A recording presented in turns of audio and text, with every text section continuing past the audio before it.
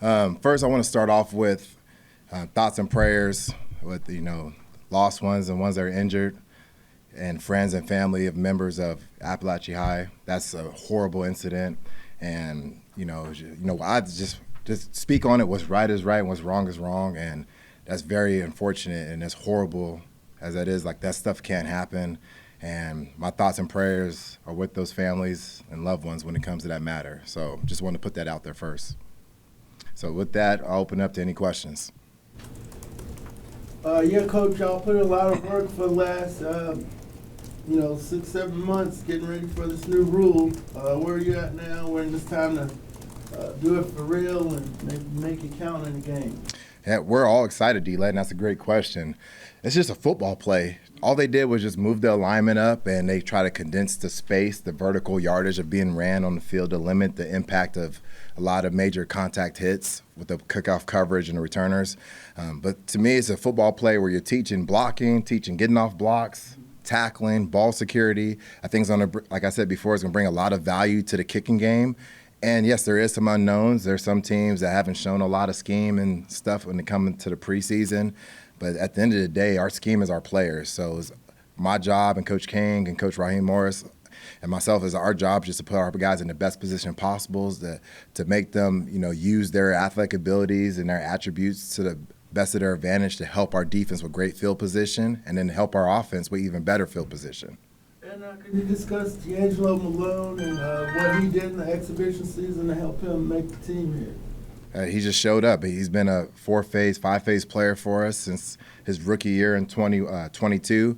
The guy shows up. You talk about effort, attitude, and technique. He's the model of that. He works hard. He puts his best foot forward, and he wants to go out there and be the best version of himself for his teammates. So it shows up. You watch the Miami game, I believe he had 4 tackles with the possibility of almost having 6 tackles. He's very disruptive. He plays well in space. He's violent with his hands, and he blocks well in space too as well. So when you have a guy that's as big as him, that can run in space, that can move well, get his hips down, transition, and then be productive with his stats, whether you talk about making tackles or even just making key blocks to open up the returner, those are guys that you want on your team. So I'm very happy for him, and I'm excited for his future. Did you have to speak up when it came to 53-man cuts and say, I want D'Angelo Malone? I speak up for everybody. Anybody that can help our team. Something I learned from Anthony Lynn when I worked with him with the Chargers, and he worked with Bill Walsh back in the day, is what can they do rather than what they can't do. You could go into meetings like, hey, this player could do this and that, but he can't do this and he can't do that. I don't have a lot of control over the 53-man roster. That's why we use the term small menu, big understanding, so we could make our schemes and our system fit our players that we have. I will have a word or two, and I'll give the coaches, and I'll give Coach Terry and Ryan and Kyle my observation of what I think of certain players. But at the end of the day, there's going to be a 53-man roster, and I know they did a great job of manufacturing that and putting together the best 53-man roster, and then now when it comes to game day, the best 48. But it's my job to figure out what our players can do and how can they bring our calls on special teams to life. So that's what I spend a lot of time on. You think about, for instance, like Mike Abernathy. One of his better attributes is his speed. So put him in a position where he could play fast, and put him in a position where he could use his vertical speed to be effective in the kicking game, rather than trying to put him in a position to where he's trying to use a lot of power and block like a 250-pounder. So those things matter, and it's putting our players in the best position so they could go out there and be dominant, play fast, play physical, and be confident and be free. In kickoff rules, how much do you see it evolving? Because it's so new, right? Teams that have only used it in the preseason so far. How much do you see it evolving? Can there be different ways to use it? I think it's going to continue. I think when you look at the XFL 2 years ago, when they first started this, the week 1 of the season, week 2, the play was pretty bland, it was pretty generic. And as the season went on, the schemes started to evolve, and you see a lot of different schemes, different types of teaching modalities that they're using within the return game. I kind of see that happening too with this play as well. As the season goes on, the coaches will get better at it. The players who's out there playing the game, they'll get used to the timing and the space and how fast the play happens. Because it's like this it's like a random pause in the game. First off, the kicker's back there by himself. which is weird. He kicks it, and then there's just like that 3 to 4 seconds of just nobody moving, except for the returners and the kicker. And then once the ball's caught, it's boom, boom. The play can either end or there's a big return. So as our players get better at it, I think players throughout the NFL, you only get better with reps. So as they continue to work on it and the players feel more confident, the coaches feel more confident in their teaching and what they're trying to teach and the different techniques, I think the play is going to evolve even more as we go throughout the season. So I'm excited for it. Trial and error, I guess. Yeah. You can't be afraid to try new things. I mean, during the off season, when it came to teaching techniques, we tried a lot of stuff. Our room, I love our room. When you talk about our coach, Stephen King, and all of our players, big praise to our players for allowing us to try new things. And at the same time as us as coaches, allowing them to be collaborative and have a say in what we're doing. How do you feel about this technique? Mark, if you're in my room, I'm going to ask you, how do you feel about this technique? Oh, coach, I think I could get to this block better doing this. All right, let's try it. And then it's trial and error, and we go out there, and that's how we evolve, and we turn whatever techniques we're working, whatever you and myself talk about as player and coach, and we turn that into a play. Those techniques, we kind of combine those and add those up, and that helps bring our calls to life. And part of that too, Mark, if you're a player in our room and you feel that you have a say, which all of our players have a say in what we do because our scheme is our players, guess what? You're going to go out there and play with better effort. You're going to have more ownership in what you're doing, and then also too, you understand the why, which I think is critical for us in our special teams phase. We saw a lot of straight ahead runs. Is there room for pitches, tosses, reverses, or that's part of the creativity that may evolve with the play? Maybe, maybe not. You got something drawn up for me I could use? Hey, you get it to me afterwards. Just don't share with anybody else. There's always room. I think the fastest way to get to the end zone is just getting north-south, getting vertical with the football. So there's going to be times where you could have a specific return set up, D-Led. Let's say you have a return set up to go all the way to the right, okay? You have it all the way, but they kick the ball all the way to your left. It's going to be hard to go. You can't get there. So you're just going to get vertical with it. That's the best thing to do. You look at CP, which is just the returner we're going against this week. What do you know? Can't wait to go against them. I'm excited. It's going to be fun. But when CP ran the return back versus Chicago, he broke the record. That play was designed to go all the way outside. But they overplayed it. He put his foot in the ground, and he went north-south with the football. And when you go against a returner like Cordell Patterson, who could put their foot in the ground off of one cut and go vertical, those are the guys that are a huge threat. That's why I'm excited as hell to have Avery Williams back because he is fearless. You can have a guy that can run a 4.4 or 4.3, but it takes a different mindset when you run that type of speed while people are running full speed at you. And you get to have the fearless ability and the fearless mindset to get vertical. So right now you're seeing a lot of vertical returns in the kicking game just because guys are just trying to be a play sound and get vertical with the football. But as this play continues to evolve, people are going to start scheming up stuff to hit certain areas of the field based on teams' coverages. If you were to reflect on training camp as a whole, how different was this one in particular with the new kickoff rule in terms of implementing scheme, preparation? Was there different drills that were run? A great question. I would say it was different because me personally, I like to work individual, work specific techniques first before we get into the team group work. But this play was so different that we had to get a visual of how that play would look because it's different. It was different than the XFL. XFL had one returner back, and they were on the 30 and 35-yard line. The NFL, we're on the 35 and 40, and there's two returners. So the play is totally different. So we had to put stuff on film, get a feel for how the spacing is going to be when it comes to blocking, our horizontal alignment as a kickoff coverage team, as a kickoff return team, our vertical alignment when it comes to the return team. Something as simple as the old kickoff. The ball's kicked from 35, but the kickoff team, they had to line on the 34-yard line. So they didn't line on an actual big line. This play, the kickoff team's has to line on the 40-yard line. So something simple as getting your players to put their foot on the big 40-yard line, that line that goes all across the field. So we only got better reps, but those guys needed those reps to do that. So we did a lot more team reps when it came. We started in OTAs doing a lot more team reps just to get the play out there, see how it's going to look. And for myself as coach and for our players, it's all about there's going to be some errors out there. It's going to not be perfect. But are we growing? Are we getting better each and every time we get out there? And I firmly believe that we have because we got better reps and our guys believe in the unknown. Yes, there is an unknown with this play, but if we stay focused on the present, stay focused on the process, the unknown is going to create a lot of opportunities for us as a special teams unit. Are you already planning to watch all 32 teams and how they handle the kickoff? Yeah, Taryn, I've been doing that since since the opening kickoff of the Hall of Fame game. I was making sure I was in front of my TV watching that game when they came on, and there was over 200 some kickoffs returned in the preseason. And myself and Coach King and our players, we watched a bunch of them. Myself and Coach King, we watched every single one of them, because there may be something that a team does, and I might not know the intent of the play, what they're doing, but it might make sense for me to create a new play or a new scheme or a new technique when it comes to this play.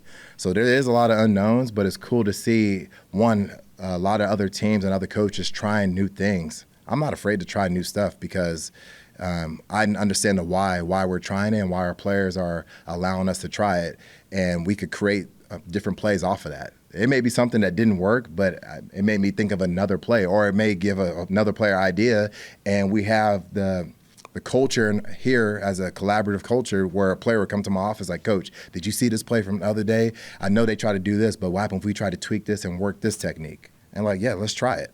So it's fun, and I'm excited about it. And I'm going to be watching every single one of them. This was a while ago now, but what was your reaction to Youngway's tackle?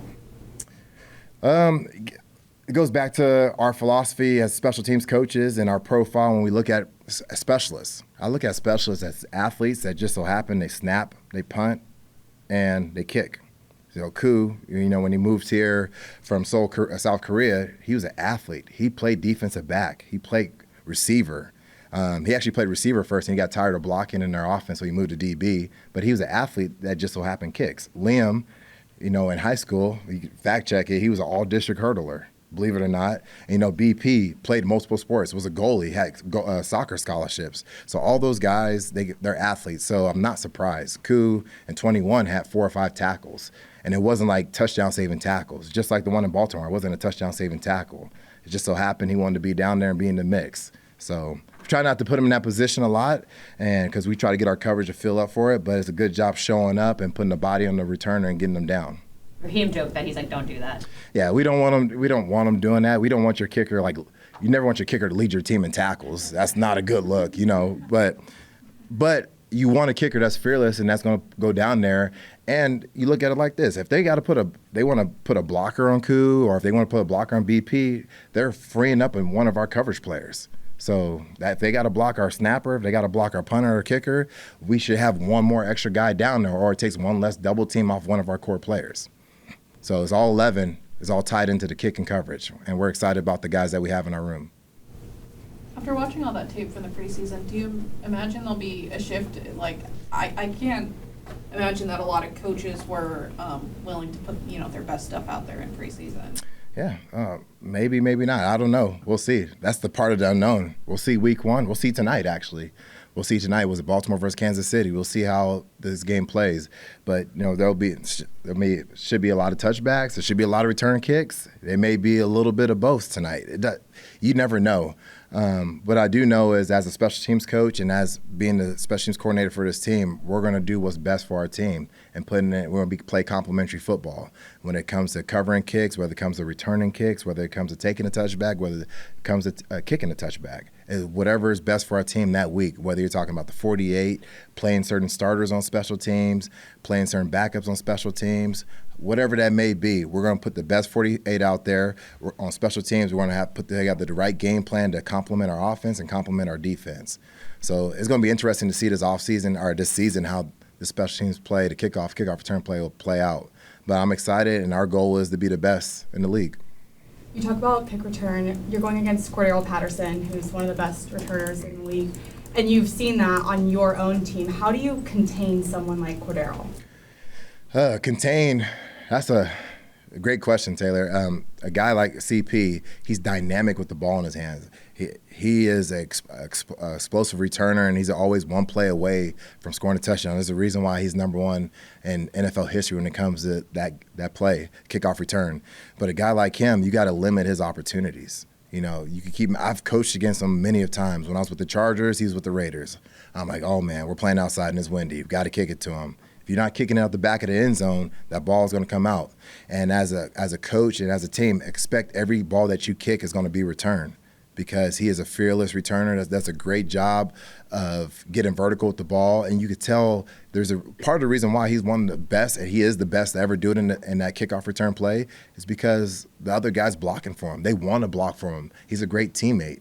And when it comes to that, it's not only stopping CP, it's stopping those other 10 guys that are trying to block for him. So we have to have a great game plan when it comes to the kick and coverage, making sure that matches well, because you can have a great kick and have poor coverage. That's 50-50. You may win that rep, you may not. You could have poor coverage, or a poor kick and great coverage, 50-50. But I know if you have a poor coverage and a poor kick, that's a recipe for disaster. And you're giving them opportunity to capitalize on your mistakes. So our kick and coverage have to match to put ourselves in a position not only to contain them, but eliminate them. We got to make him a non-factor. And that's a credit to him and his career and what he's done. And he's the first play on offense, and he could be a big explosive. We don't want to give those guys opportunities where the Steelers go out there and they're first and 10 from the 50-yard line, or they have their PAT team out there on the next play. So I've been on the end of where, he's had big returns versus us when I was with the Chargers and he's with the Raiders. When I was with the Chargers, he's with the Patriots. Okay, I go to Detroit. Oh, no, he's in division. He's with the Bears. So I've been a part of that, and I respect the hell out of him, and I'm excited for him come Sunday. Yeah, I am. And it's game week. How can you not be in a good mood? It's game week, We work all year long, coaches, players, everybody, management, to go play on Sundays. And so I think that the vibe is throughout the whole building. We're all excited. How have you handled this kind of up in the air with the Steelers quarterback situation? Yeah, it is an interesting scenario. We are definitely ready for all scenarios. That's what our job is.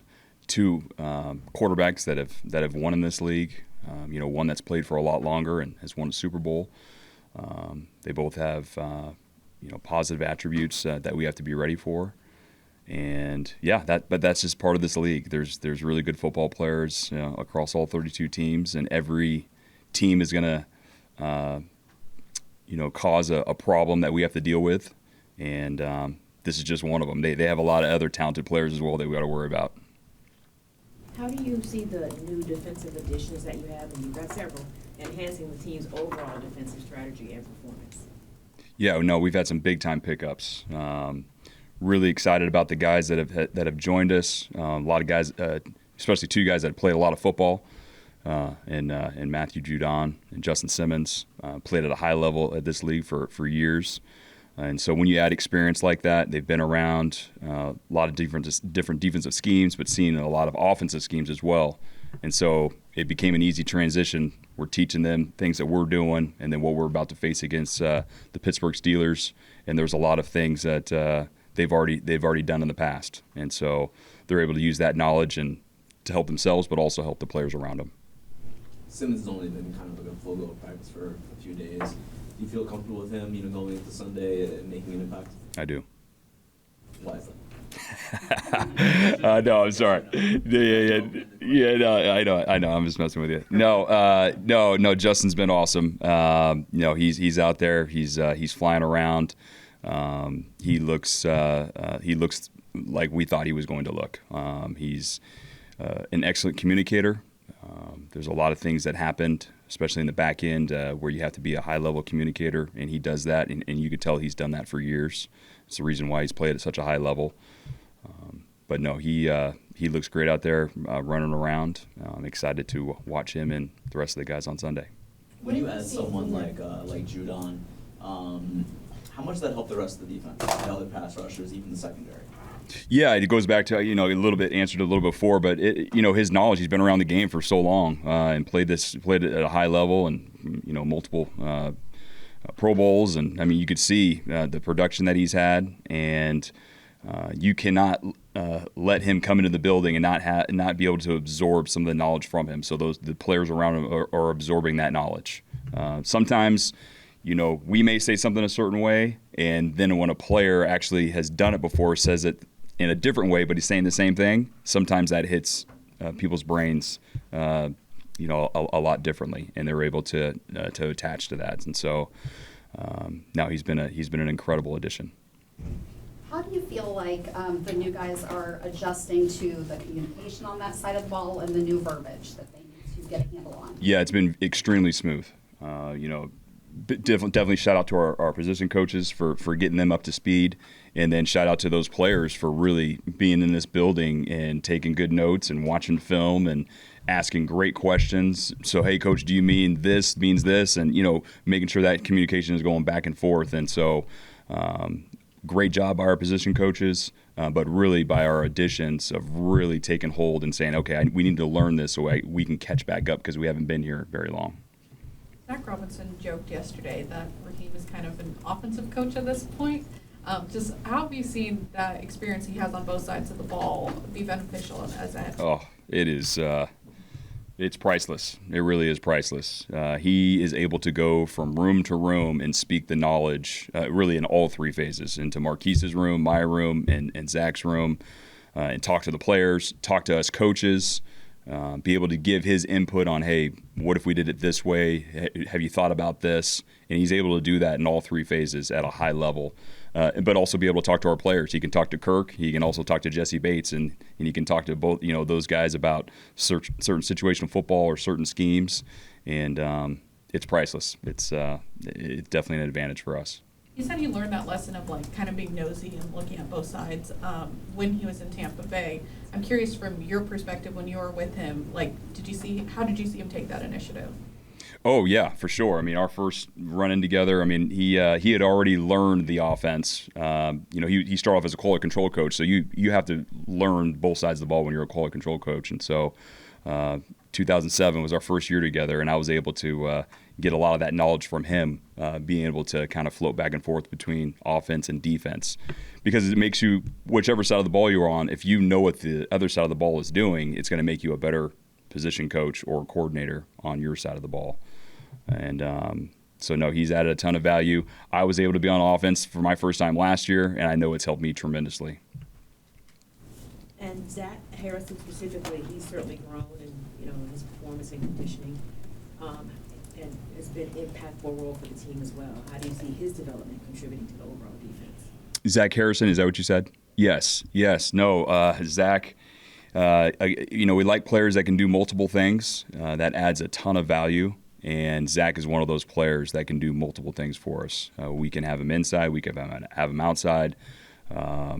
He's big. He's physical. Extremely smart, and he works at it. And so Zach will be a person that we'll be able to move around the line and be able to do multiple things with. So Drake, with the season opener approaching, what are you most excited about? What do you see as key to being successful to start this season in this team? Just executing our plays, having fun, and honestly, I'm just most excited to go out there and play in front of our fans again. So that's the only thing I'm excited about. Drake, Pittsburgh's defense last year, really good. A lot of big names on there, Minka Fitzpatrick among them. What have you seen from that unit, and then from him in particular at safety? Yeah, Minka is an exceptional player. He has insane talent. He'll come up there, he'll stuff the run, and then he'll guard somebody. And then you guys have a young guy like Joey Porter out there who's really, really good. You got Jackson on the other side. Then you got playmakers like T.J. Watt and all them. So it's definitely going to be a game where we're going to have to put our big boy pants on, go out there and hit somebody. But, I just can't wait to go out there and compete against them.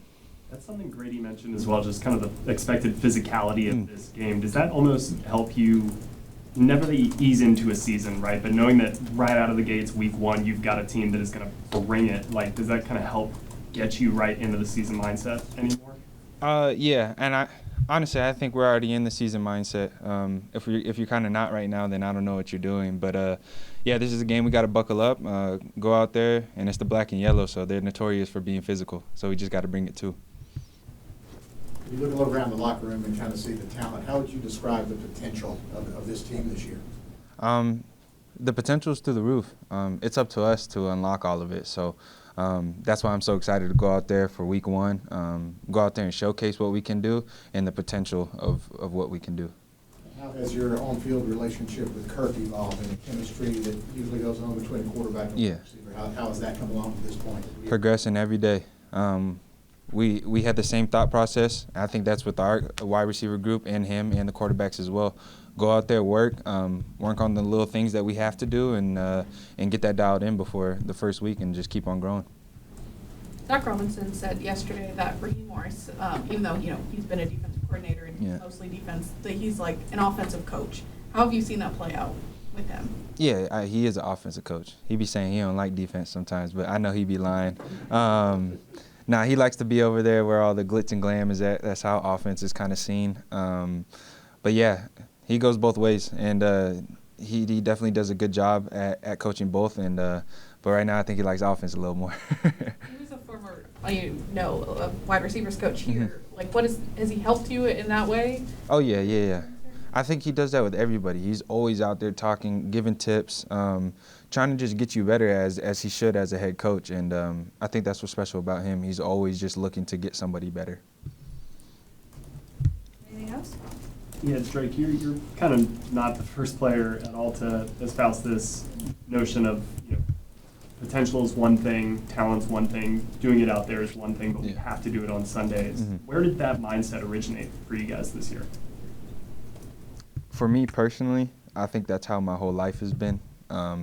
You can talk about it, you could be about it, whatever, but until you go do it in between those white lines, whatever it might be, then you're just all talk. So I think collectively, together, we all think the same way, and we think that we have to go do it on the field and prove it to everybody that we can do it. We can't just sit here and just talk about it.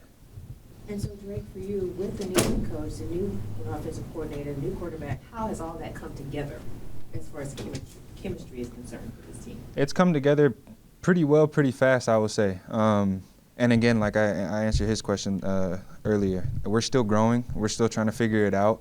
But at the same time, I think right now that tomorrow we could go out and play a game and we could be very, very successful. So, again, I'm just ready for week 1 and ready to go out there and play the Steelers. Knowing that it's Grady's first game back since the injury, played with this guy last year. Yeah. How excited are you for you to see him step back on the field? Heck yeah, I'm so excited to see OG back on the field. He's one of the guys who sets the tone for the defense. We definitely missed him last year, and obviously he's a captain for a reason too. We need everybody out there, but Grady especially. Yeah, I'm so excited to see him go out there and wreak havoc. Judon, now you're looking ahead to week 1. So, what's the most exciting thing for you about starting the season? Just to get to play football, and everything counts. A lot of bullets, and they stat everything, and right here, this your resume. So whatever you do out there is embedded forever on them films. So right now, you just get to unleash it. Coming into a new team, kind of midway through training camp, what's the adjustment been like for you getting up to speed with the communication on the defensive side of the ball? Oh, fast. We just gotta I gotta learn the language of the team and how the team is ran. But Rod does a great job of that, and how the defense likes to play. Obviously, every defense likes to play fast and physical, but sometimes in defenses you got some players that just play differently, and you kind of just read off of them and react. And so that's what I'm just kind of getting to learn. It's fun though. It's my first time ever doing it, so it's for real. It's learning on the fly.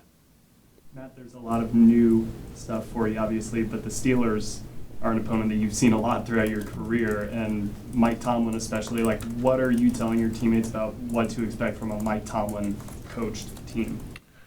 Honestly, I'm not telling them nothing because they kind of lived through it last year with the OC over there, so they kind of telling me more stuff of what they do. But from a Mike Tomlin standpoint, very disciplined team, a very physical team. They want to establish their dominance early and often as much as they can. And if they wanted to run the ball the whole game, Mike T would do it. And as far as the unit, like the whole unit, they kind of live and breathe when Mike T is on. The black forces, all that stuff. And if he talk it, the team gonna back it up for him. So I got a lot of respect for Mike T. How would you kind of describe the potential of this team when you look around and see the talent? It's kind of been amassed. How would you describe what you guys can do that this year? Potential is just untapped talent. We got to go out there and do it. Y'all ain't gonna write what we could have been. Y'all gonna write about what we did. So we got to go out there and do it. So it don't matter how much potential or how much talent on paper it means. If we don't go out there and do it, y'all gonna write and y'all gonna say that we didn't do it. Y'all gonna say what happened. Going back to that acclimation period that you were talking about coming in, mid-training camp, how helpful is it that Simmons also came in alongside you and have you? Not at all. We played two different. Me and Jay, we be talking about other stuff and just how different it was other places, and he had my dog Rossberg, so we was talking about that. But we just play two totally different positions. I'm up there, hand in the dirt, face mask, bumping against somebody else's face mask, and he back there free safety, trying to rob. It's just two different things. But we talk about the energy and how they run stuff very efficiently over here. Not a lot of wasted time, not a lot of milling around. It's get in, get what you need, get the extra stuff, hit the extra points, then go home and relax. And, recovery is a big thing over here, and they want you feeling fresh. So we just talk about the differences. But as football, we both still just learning terminology. So, I might tell him something wrong. He might tell me something wrong. So we ain't been trying to mess each other up yet. When you say recovery is a big thing here, what do you mean by that? They spent a lot of money and a lot of personnel to have you feeling fresh, get your body right. And I think y'all see it in the renovations in the weight room. And I think there's a couple other staff members that's new here just for that, as far as that standpoint. But, they want you to feel your best when it's needed. And that's when we play the game. Whenever we play the game, we got to defend every blade of grass, and they want you to feel great when you got to do it. Off the field, how have you enjoyed just Atlanta in general, just living here so far? It's been all right. It's been all right. The traffic crazy, though. The traffic crazy. But as far as Atlanta, it's been good so far. I went to Invest Fest down in the city. I've been to a couple holistic stores in the city and had some great food. Umi was amazing. So, I just been kind of sightseeing before I really got to tap in and get ready. I think the first game doesn't dictate the whole season, but getting off on the right foot and being at home, that's something this team's prided itself on. Just talk about that and just opening up at home and setting home. For sure, you can't win them all if you don't win the first game. So that's what you want to do, and you don't want to talk about a season and entirely before you even start playing. But if you want to win all your games and hoist the championship at the end of the year, be perfect. That's what you want to do. But as far as winning, you want to protect home. You always want to protect home and go steal half of them on the road, and you'll look up and you'll have a great record. So right now, that's what we got to do. We got to protect our home field, our home turf. We comfortable. We don't have to fly. We sleeping in our beds. It's not foreign for us, right? So, and this is a team that's coming across conferences to play us. They don't normally play us. We don't normally play them. So right now, everything's going to be kind of foreign. But since it's week one, we only have what they put out on in preseason, which we all know that's not the real plays. That's not how they're going to run them and stuff. It's going to be foils and folds that we got to see during the game. And, I think Mike T said you got to expect fields to play. And so you got to practice for that, but then you also got to practice for Russ and what he's good at. So, you got to do a lot in a little bit of time. But fortunately for us, we knew since the Falcons knew since the season and since the opponents came out that they was playing the Steelers. So it's a lot of research that you got on them, especially because the OC came from here as well.